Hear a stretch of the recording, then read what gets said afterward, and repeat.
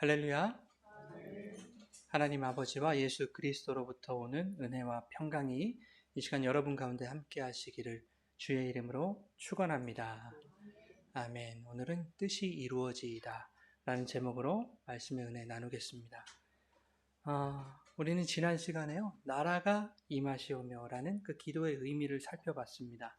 그 나라는 소위 천국이라고 말하는 하나님 나라이죠. 그죠? 성경의 주제, 하나님 나라. 하나님 나라가 임하시오며 라고 기도한다는 것은 우리 안에, 그리고 우리의 삶에, 우리의 가정에, 우리가 사는 이 세상 속에 하나님의 통치가 이루어지기를 구하는 기도였어요.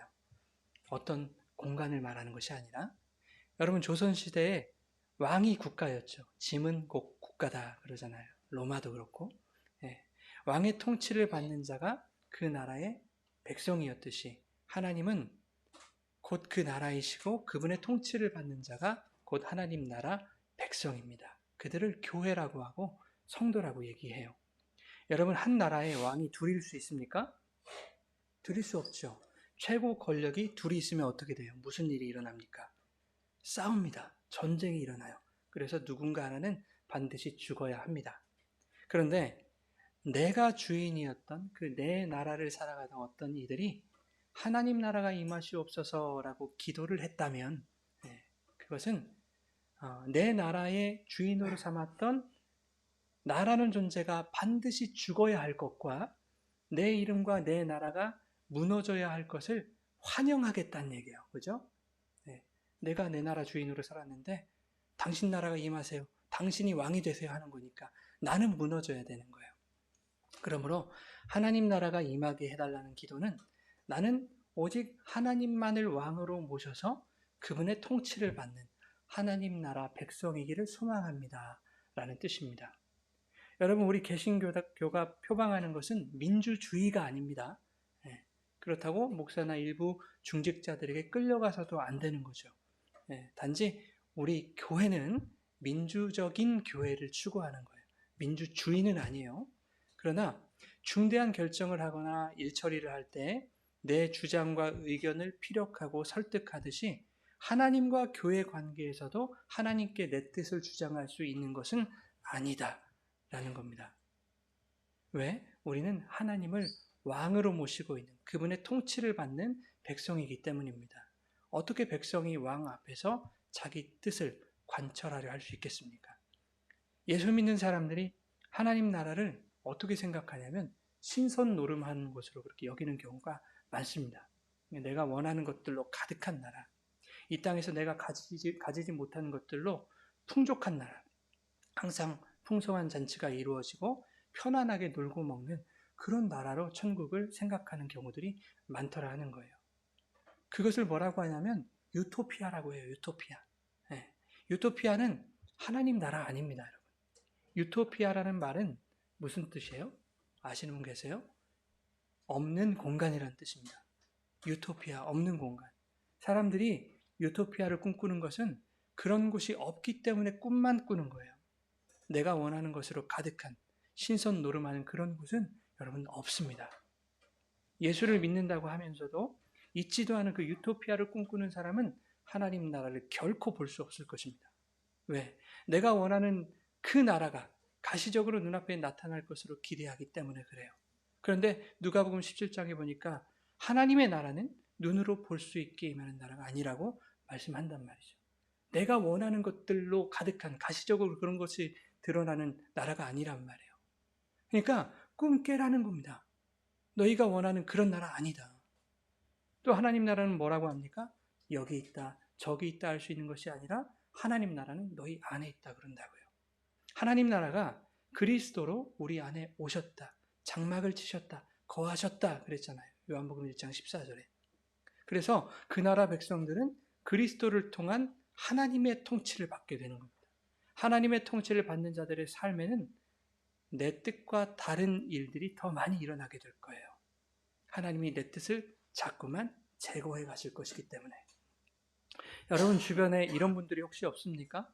정말 예수님 잘 믿는 분인데 왜 그렇게 삶이 힘겨운지요, 이분들이. 온갖 고난과 어려움에 처하는 분들 참 많지 않습니까? 정말 신실한 분인데.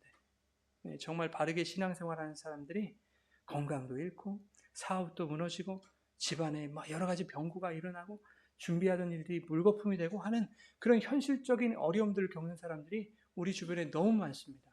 뭐 잘된 사람보다 잘 못된 사람들이 더 많아요, 여러분. TV에서 나오는 강연자들이나 또 간증하는 사람들은 특정한 사람 한두 명이에요. 그죠? 그런데 그것을 듣고 있는 수많은 사람들이 다 그런 좋은 일들을 경험하며 살아가지 못합니다. 그들이 예수를 잘못 믿어서 저주를 받은 것이겠습니까? 오히려 예수를 잘 믿는 그들이 하나님의 통치 안에 있기 때문에 그들 안에서 하나님이 당신의 뜻대로 일하시는 거예요. 비록 하나님이 그들의 뜻과는 다르게 일하실지라도 하나님은 결코 실수하시거나 실패하지 않는 분임을 그들은 확신할 거예요. 그렇기 때문에 그 어려움과 고난을 당하면서도 주님 떠나지 않는 거예요. 내 삶이 그렇게 힘든데도 주님은 왜 나에게 이렇게 힘겨움만 주십니까? 이렇게 원망하지 않고 그래서 주님이 더 필요합니다. 더 주님 붙드는 거예요. 그게 믿음이죠.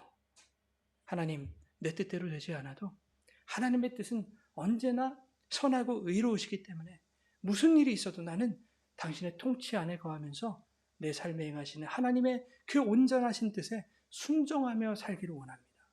이것이 여러분의 진정한 기도, 고백, 또 간증이 되기 바랍니다. 오늘날 기독교 방송에서 나오는 수많은 간증들 한번 보십시오. 신앙 초대석 이런 거 보세요. 결과가 뻔하지 않습니까? 내가 예수 제대로 믿었더니 하나님이 쫄딱 망했던 나에게 성공을 허락하셨다. 껍데기 신앙생활 하다가 죽을 병에 걸려서 진정으로 주님 만났는데 주님이 깨끗하게 병을 고쳐주셨다. 여러분, 망했다가 다시 일어나는 일이 왜 좋은 일이 아니겠습니까? 죽을 병이 낫게 되는 거 얼마나 감사한 일일까요? 그런데 그러한 좋은 결과를 만나지 못하는 우리 주변에 훨씬 많은 예수 잘 믿는 우리 지체들이 있다는 것을 여러분 아십니까? 고난 중에 있는 신실한 지체들에게 그런 간증들이 나도 저 사람처럼 하면 좋은 일이 일어날 거야 라고 하는 희망의 메시지로 들리겠습니까? 그렇지 않을 겁니다. 그러면 시기 질투가 일어날까요? 그렇지도 않을 거예요. 부러워하거나 질투하는 사람들은 복음이 뭔지 모르기 때문에 그러는 거예요. 예수 잘 믿는 사람들은 앞선 그 간증 같지도 않은 이야기를 들으면서 나도 그렇게 되면 좋겠다 이런 생각 자체를 하지 않을 겁니다. 왠 줄 아세요? 간증이 누구를 드러내는 것이고 무엇을 자랑하는 것인지 그들은 알고 있기 때문에 그래요. 우리 갈라디아서 6장 14절입니다. 함께 읽겠습니다. 그러나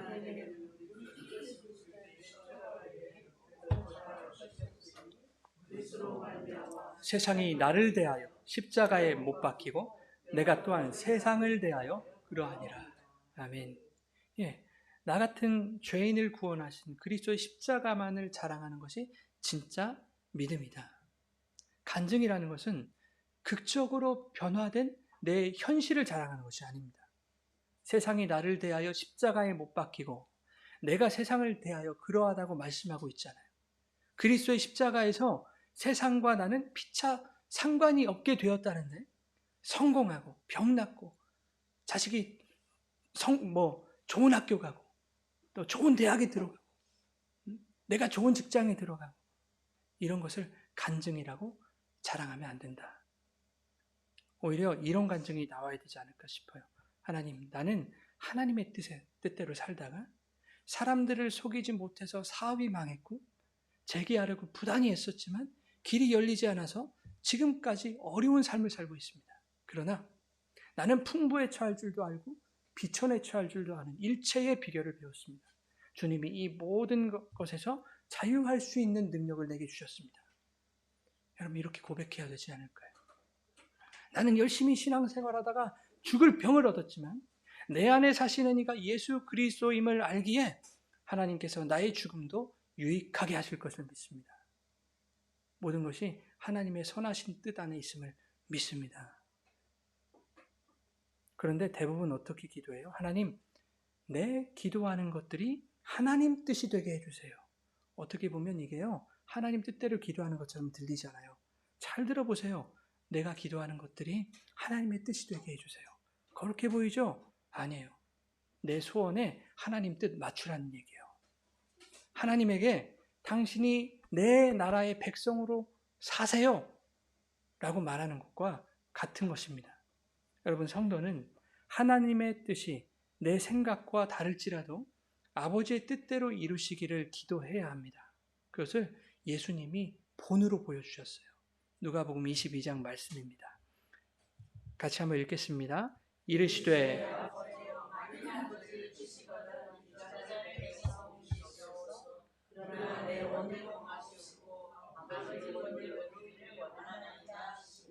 예, 아버지의 원대로 당신의 뜻대로 되기를 원합니다. 자, 그러면 그 아버지의 뜻, 하나님의 뜻이 뭔지를 우리가 살펴봐야 되겠습니다. 오늘 본문을 보면요, 뜻이 하늘에서 이룬 것 같이 라고 말하고 있습니다. 하나님의 뜻은 이미 하나님 나라에서 이루어졌다, 완성되었다 라는 이야기입니다. 그 완성된 뜻이 땅에서도 이루어지게 해달라 라고 하는 기도이죠. 오늘 말씀이. 여러분, 성경에서 땅은 뭘 의미합니까? 땅, 씨 뿌리는 비유에서 농부가 씨를 어디에다 뿌려요? 바다에다 막 뿌리잖아요. 산에다 뿌리죠. 둘 다 끄덕이는 분이 계세요, 지금. 바다에도 안 뿌리고 산에도 안 뿌렸어요. 땅에다, 밭에다 뿌리잖아요. 예. 씨는 뭐예요? 말씀이라고 하죠. 말씀은 예수님. 그런데 예수 그리스도가 말씀에, 그 땅에, 말씀으로 땅에 심기면 땅은 뭐라는 거예요? 누구라는 거예요? 우리죠? 교회잖아요. 뜻이 하늘에서 이룬 것 같이 땅에서도 이루어지이다라는 말은 이미 이루신 그 하나님의 뜻이 오늘 교회 안에서도, 성도 안에서도 이루어지기를 간구한다는 얘기겠죠. 네. 여러분, 주기도문 두 번째 시간에 제가 이런 말씀 드렸거든요. 주기도문에서 쓰이는 모든 동사들이 부정과거형으로 쓰였다. 이 부정과거형이라는 것은 과거의 특정한 사건을 기록할 때 쓰이는 표현이거든요. 근데 이 부정과거형이라는 것이 명령형 그리고 수동태로 만날 때는 과거와 현재와 미래를 아우르는 표현이라고 제가 말씀을 드렸거든요. 네. 주기도문이 그렇게 쓰였다는 겁니다. 기도하는 그것이 과거에 이미 이루어졌고 현재도 이루어지고 있으며 장차 미래에 이루어질 것이다 라는 의미가 그 주기도문에 다 담겨 있는 거예요. 그것을 행하시는 주체는 누구시다? 하나님이시다 라는 것까지 제가 말씀을 드렸습니다. 그러니 하늘에서 이루신 그 뜻은 하나님의 영원 안에서 완성된 것인데 그것을 하나님께서 우리의 삶 속에서도 그대로 이루어 가실 것이라는 그 말씀이 오늘의 본문의 뜻입니다. 하나님의 뜻을 내가 이루어 갈 수 있게 해주세요 라는 기도가 아니에요. 하나님, 내가 정말 신앙생활 열심히 할 테니까 하늘의 뜻을 내가 이루어 갈 수 있도록 그 능력 주세요. 이런 뜻이 아닌 거예요. 우린 그 능력을 모르겠어요. 흉내는 낼 수 있을지 모르겠지만 아까도 말씀드렸잖아요. 완벽하게 행할 수 없는 사람들이죠. 하나님이 주체적으로 우리 안에서 일하시고 이루실 것이라는 그 하나님의 약속과 그분의 의지를 말씀하는 거예요. 내가 이루었듯이 너희 삶에서도 내가 이루어 갈 것이다 라는 것을 약속하시는 말씀이 이 기도라는 말이죠. 그러니까 우리는 이 기도를 통해서 내가 그렇게 되게 해주세요가 아니라 하나님이 나를 통해 그렇게 하게 하실 것입니다. 행하실 하나님을 신뢰하고 그분의 능력을 확인하는 거죠. 그 하나님의 뜻이라는 것이 도대체 뭘까? 이제 이것만 살펴보겠습니다. 마태복음 18장 12절부터 14절 우리 같이 읽겠습니다. 너희 생각에는 어떠하냐? 만일 어떤 사람이 길을 잃었으면 그 99마리를 산에 두고 가서 길 잃은 양을 찾지 않겠느냐?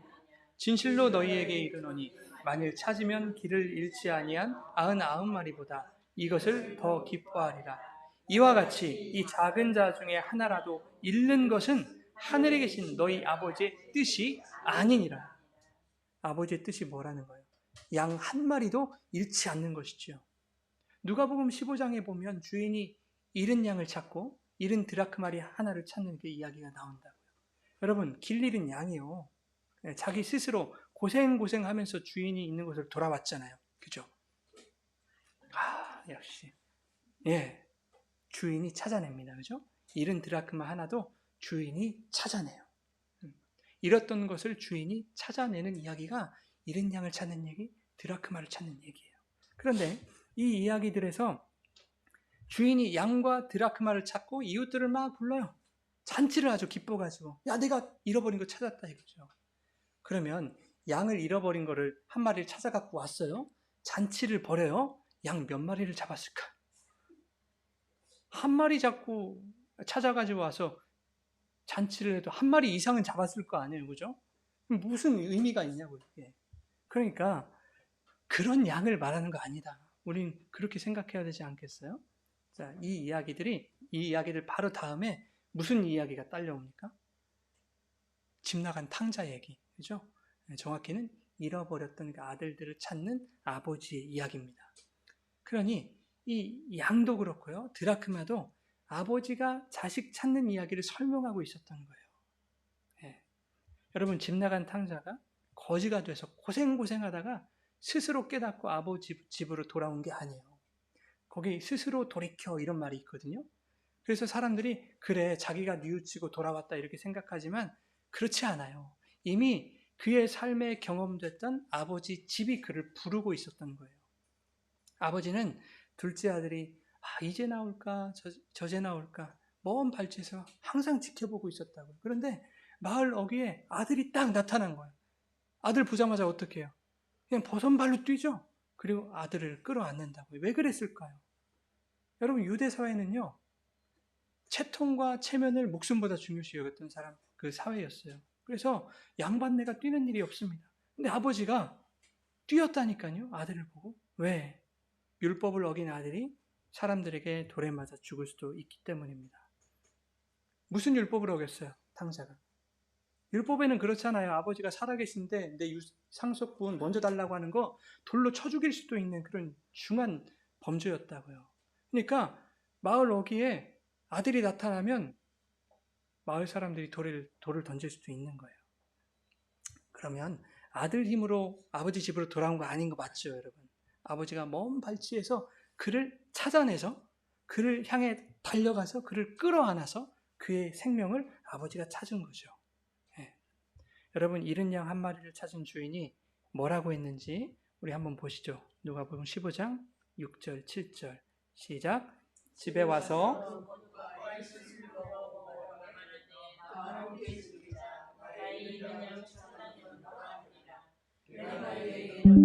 이와 같이 죄인 한 사람이 회개하면 하늘에서는 회개할 것 없는 의인 99으로 말미암아 기뻐하는 것보다 더하리라. 아멘. 자, 여러분, 양을 찾은 것은 누구예요? 주인이 찾았죠. 드라크마도 그렇고. 예, 그런데 회개는 누가 했다고 얘기해요? 양이 했대요. 드라크마가 했대요. 길리는 양이 스스로 주인을 찾아갔어야 그래도 네가 회개했다라고 얘기할 소지가 있잖아요. 근데 주인이 찾았다니까요. 그래놓고 네가 회개했대요. 드라크마를 찾은 이야기에서도 똑같이 말씀하세요. 우리는 회개의 주체가 자신이라고 생각해요. 나라고 생각해요. 내가 회개해야지. 그죠? 그러나 회개라는 것도 인간의 실력으로 할 수 있는 것이 아니다라는 것을 보여주는 말씀이에요. 하나님이 그를 찾아내셔야 회개한 자로 인정받는 거예요, 여러분. 내가 너를 찾아내었으니 너는 회개한 자로 내가 인정해 줄게. 이게 이신칭의와도 같은 거예요, 여러분. 한 사람도 잃지 않으시려고 오늘도 하나님이 여러분 한 사람 한 사람 찾아내셔서 이 자리에 앉히신 거예요, 여러분. 그것이 하나님의 뜻입니다. 네. 요한복음 6장 38절 같이 읽을까요? 시작. 내가 하늘에서 내려온 것은 내 뜻을 행하려 함이 아니요 나를 보내신 이의 뜻을 행하려 함이니라. 나를 보내신 이의 뜻은 내게 주신 자 중에 내가 하나도 잃어버리지 아니하고 마지막 날에 다시 살리는 이것이니라. 내 아버지의 뜻은 아들을 보고 믿는 자마다 영생을 얻는 이것이니 마지막 날에 내가 이를 다시 살리리라 하시니라. 아멘. 여러분 하나님의 뜻은 뭐라고 합니까? 여러분이 예수를 믿고 마지막 날에 부활하는 것. 여러분의 구원과 영생이 하늘에서 이루신 하나님의 뜻이다 이렇게 말씀한다고요. 그것을 오늘 우리의 삶 속에서도 하나님이 주도적으로 이루어 가신다라고 하시는 말씀입니다. 우리 갈라디아서 1장 말씀도 한번 읽어봅시다. 시작. 하나님 곧 우리 아버지의 뜻을 따라 이 악한 세대에서 우리를 건지시려고 우리 죄를 대속하기 위하여 자기 몸을 주셨다. 아멘. 우리 죄를 사하시기 위해 자기 아들을 대속물로 주신 것이 하나님 아버지의 뜻이라는 거예요. 예수님도 그 뜻을 이루기 위하여 십자가에 자기 몸을 내어 던지신 겁니다. 에베소서 1장 5절 함께 보겠습니다. 시작. 그 기쁘신 뜻대로 우리를 예정하사 예수 그리스도로 말미암아 자기의 아들들이 되게 하셨으니. 네. 하나님이 기뻐하시는 그 하나님의 뜻은 창세전에 저와 여러분을 자녀로 예정하신 거예요. 그것은 이미 이루어진 것이죠. 창세전에. 지금도 천국에 저와 여러분이 있어요. 여러분. 우리는 현실을 살고 있지만 천국에 저와 여러분의 존재가 있다니까요. 지금 하나님께 예배드리고 있을 거예요. 개혁신학에는요 이런 말이 있어요. 종말이 구원을 앞선다. 종말이 구원을 앞선다. 유명한 말이에요. 종말이 창조를 앞선다라는 말로 사용되기도 해요. 자, 우리는 구원을 받고 사람이 구원을 받은 자들이 종말을 향해 나아간다 이렇게 생각을 하잖아요. 그런데 이미 그 종말 안에, 그 묵시 안에 성도의 구원이 완성되어 있고 하나님이 피조세계 안에서 성도들을 구원해 가신다. 구원을 이루어 가신다. 이런 뜻입니다. 하나님에게는 구원이 완성된 거나 이 세상에서 이루어 가시거나 하는 일들이 다른 얘기가 아니에요. 똑같은 일이라는 거예요. 지구본에 여러분 점을 하나 딱 찍어보시면 지구본에 점을 딱 찍어보시면 이 점이 시작점이에요? 끝점이에요? 시작점이에요? 끝점이에요? 여기서 시작해서 다시 오면 끝점이에요? 시작과 끝이죠? 그렇다니까요, 여러분. 하나님의 영원 속에서는 시작과 끝에 구분이 없다고요. 그래서 하나님 뭐라고 해요? 나는 알파와 오메가다. 그렇게 말씀하시잖아요. 나는 처음과 나중이다. 시작과 끝이다. 말씀하시는 거예요. 영원이라는 그 구가 있어요. 영원이라는 구 속에 점을 딱 찍어놓고 그것을 세상이라고 한번 해보자고요. 영원은 영원이에요. 시간으로 환산할 수 없어요. 그런데 세상은 시간과 공간이 제약을 받잖아요. 시작과 끝이 있잖아요. 근데 점과 같은 거예요. 이 영혼에 비하면. 우리가 100년, 1000년, 만년 그 얘기하는 이 세상의 시간이 고작 점과 같다니까요. 그 점 같은 세상에서는 처음과 끝이라는 시간이 존재하죠.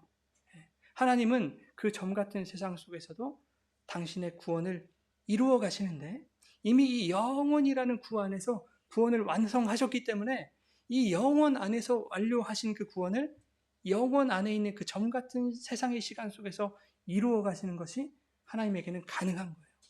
이 안에서 완성하셨고 이 안에 그 시간의 시작과 끝이 있는 그 세상을 하나님께서 다스리고 계시기 때문에 그 구원, 여러분이 잃지 않으시려는 하나님의 그 열심이 하나님의 뜻이라고요. 영원 안에서 완료하신 그것을 세상이라는 역사의 시공간을 만드셔서까지 이루어 가시는 하나님의 열심, 자기 아들까지 버리시는 열심, 그것이 하나님의 뜻이었다고요. 예수님 자신도 십자가를 피하시고 싶으셨겠죠. 그죠? 할만하시거든 이 잔을 내게서 지나가게 해주세요. 그런데 어떻게 기도하십니까? 마지막에 나의 원대로 마시고 아버지 원대로 해주세요. 아버지 뜻대로 되기를 원합니다. 예수님은 아버지의 기쁘신 뜻에 따라 자기 몸을 내어주셨어요. 우리를 긍휼히 여기시는 아버지의 마음이 예수님께도 고스란히 전해진 거죠. 그렇게 주님도 하나님처럼 우리를 긍휼히 여기셔서 아버지의 뜻대로 십자가에 달리신 것입니다. 그러면 이제는 우리 얘기를 한번 해보자고요.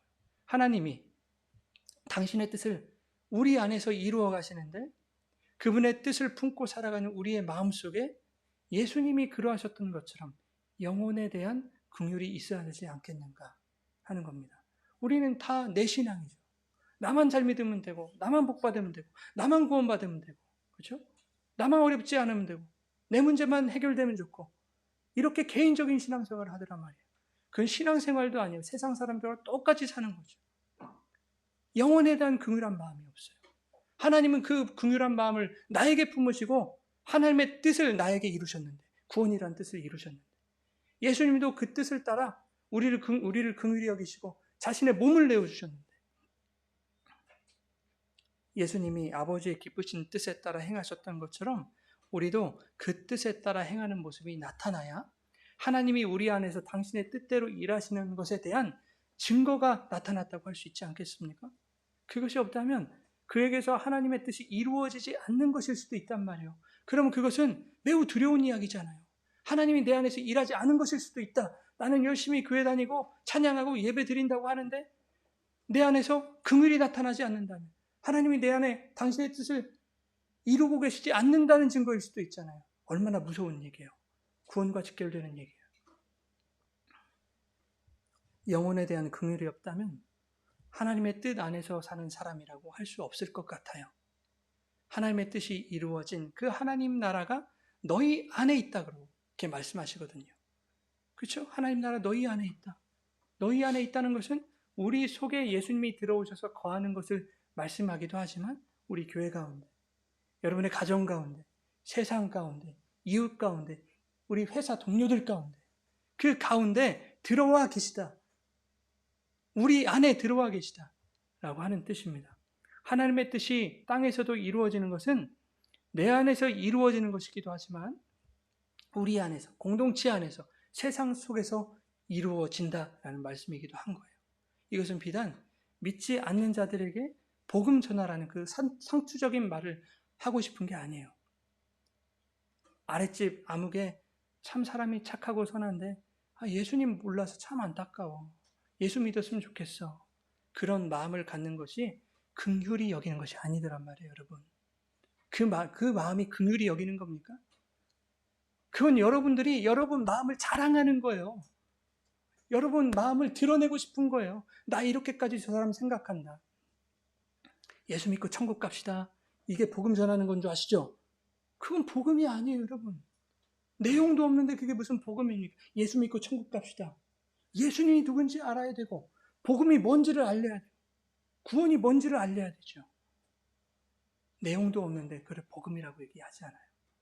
여러분이 하나님의 말씀대로 살아가는 것이 여러분 그것이 복음인 줄 믿습니다. 네. 누군가에게 다가가서 여러분 복음을 정확하게 설명할 자신이 없을 수 있어요. 어렵잖아요. 목사도 힘든데. 네. 두려울 수 있어요. 그러면 여러분의 삶으로 복음을 나타내십시오. 그게 훨씬 빠른 길입니다. 여러분. 가난한 자, 고통받는 자, 병든 자, 소외된 자들을 바라보시는 하나님의 마음이 얼마나 괴로운 줄 아세요, 여러분? 여러분은 하나님의 그 괴로움이 느껴지십니까? 하나님의 그 괴로움을 느끼시고 예수님이 십자가 지셨는데 우리에게 물과 피를 다 쏟아주셨는데 그거 받은 우리들은 세상을 바라보며 이웃을 바라보며 하나님의 그 긍휼을 느끼고 있습니까? 많은 그리스도인들이 하나님, 나는 저들처럼 병들지 않게 해주셔서 감사합니다. 저 사람처럼 저렇게 지지를 궁상맞게 가난 떨지 않게 해주셔서 감사합니다. 이렇게 생각하는 사람들이 얼마나 많은지 몰라요. 요즘 태풍 피해가 너무 심각하더라고요. 어제 조하영 선교사님하고도 얘기했는데 대만은 난리도 아니에요. 그런데 이렇게 얘기하는 사람도 있어요. 우리 집은 피해가 없게 해주셔서 감사합니다. 저 집은 다 떠내려가지고 모든 걸 다 잃고 지금 의욕을 상실하고 동공이 풀려가지고 그렇게 멍하고 있는데 우리 집은 피해를 보지 않게 해주셔서 감사합니다. 여러분 그런 감사를 하나님이 받으시겠습니까? 잘 생각해 보셔야 돼요.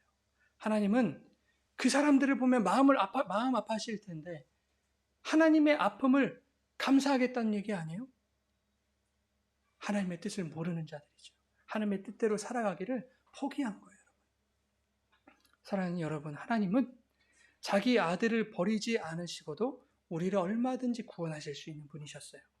그럼에도 불구하고 독생자를 십자가에 매다시기까지 우리에게 대한 당신의 사랑이 얼마나 지극한 것인지를 그렇게 증명하셨다고요. 그것이 당신의 기쁘신 뜻이었습니다. 예수님은요, 피 한 방울 남기지 않고 죽어가는 우리에게 아낌없이 수혈을 해주셨어요.